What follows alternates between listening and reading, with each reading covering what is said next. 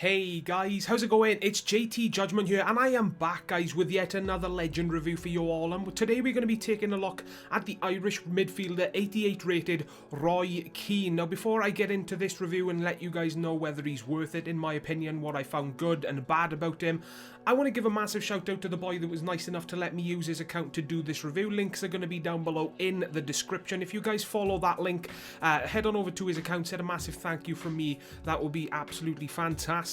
Now going into stats with the legend Roy Keane, he's got some pretty decent stats guys. 95 aggression, sorry guys, 89 strength, 92 stamina, 89 interception, so his physical attributes are very good. And then looking at his skill attributes, he's got 89 short passing, 85 long passing, 84 ball control, 81 long shot. So for an 88 rated legend, I guess you could say that his in-game stats are very balanced. But when you look at his card face stats guys, he does have some decent stats as well. 71 pace and shooting, 81 passing, 78 dribbling, and then his two main stats guys, 86 defending and 90 physical. So when you look at his card, you definitely think he is definitely more of a defensive midfielder, and adding to that guys, he does have the high defensive work rate, making him that much more better looking for the centre defensive midfield role, you know. Going into what I found bad and good with this card now guys, and I gotta say this card did surprise me. He was a lot better than I was expecting him to be. I'll go through the positives that I did find with this card first, starting off with his pace, because I know a lot of people are probably going to be like, meh, Roy Keane, not going to be buying him because of his low pace. 71 pace he does have on the card, as I just mentioned. I gotta say he outperforms that stat guys. One of the goals that I did score, the boy was just running through my opponent's team so damn easily, and off the top of my head I can't remember who was pretty much right next to him. They just couldn't muscle him off the ball either guys. You know, he was just running through my opponent's team, combining his pace with his strength, and he slotted the ball home very nicely and calmly into the back of the net for me. So I gotta say personally, I did not have a problem whatsoever with his pace, and 71 for the defensive midfield position or the centre midfield position guys is very good in my opinion. Tackling abilities for me guys was fantastic. Defensively he's got 86 defending on the card, and I gotta say in that defensive midfield role guys, he was a brick wall, stopping people get past him very easily. And again, I gotta come back to that strength guys, because that's one of the biggest things that I did find with this card. He was very strong, and it did help defending and attacking, because what I found with Roy Keane guys is that he was equal at defending and attacking. When you look at his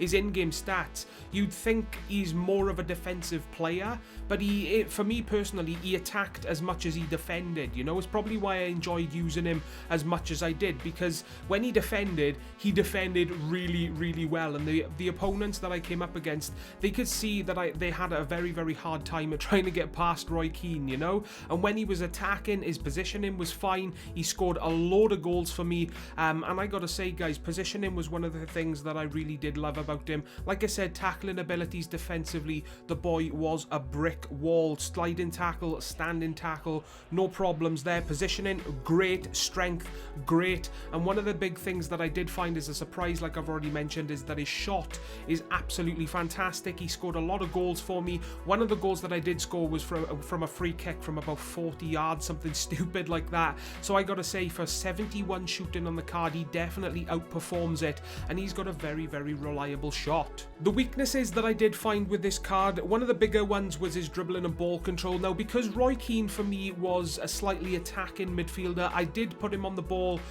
quite a lot and go on a lot of runs, because I wanted to see, you know, how he did, you know, holding his own against pretty much every player on my opponent's team. It's like what I do with pretty much all the players that I do a review on, unless it's something like a centre back or a left back or a goalkeeper or something like that. And I did find that his dribbling and ball control for me really wasn't the best. His passing for me surprisingly wasn't the best either, even though some of his in-game stats, or some of his best in-game stats, are his passing ability. For me guys, he just threw the ball away, you know, in a lot of occasions where he could have easily set up a goal. So unfortunately, passing for me wasn't one of his best suits. Aerial ability for me wasn't the greatest either. Winning the ball from goal kicks, he just didn't seem to do it. He did manage to score one goal from a corner with his head, but other than that guys, he just didn't do anything anything, didn't attempt to do anything in the air for me. He's got a very, very bad weak foot as well, guys. I do believe he has got 3-star weak foot, I think it is. Yeah, 3-star weak foot, but he pretty much failed in all the opportunities that he did manage to create with his weak foot. And the obvious weakness is that he is a player with only 2-star skill moves. So if you are somebody that has to have at least 3-star skill moves in pretty much all of your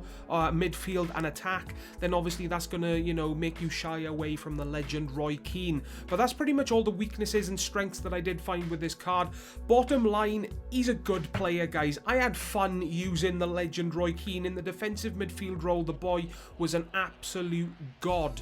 But I've got to say, for the price you have to pay and the other options that you have of the legends when compared to Roy Keane, it doesn't make him look the best. I mean, you know, you got Vieira, who I think is only like 100,000 coins more. Much, much better than Roy Keane, in my opinion. You've got the option of Valderrama, who is a good midfielder. You've got the legend of, obviously, Stefan Effenberg. You've got the Michael Laudrup. You've got the expensive options in Ruud Gullit and Lothar Matthäus. I've got to say, he's a good player, don't get me wrong, like I said, but he's just not worth it because, you know, you can buy other legends that are better, basically, guys. But that's going to wrap up my legend Roy Keane review. Let me know in the comment section down below what your thoughts on him, if you have used him yourself. Please leave a like if you did enjoy, subscribe for more reviews to come soon, and legend reviews, guys, for FIFA 16, and I will see you all next time. Ta-da, guys.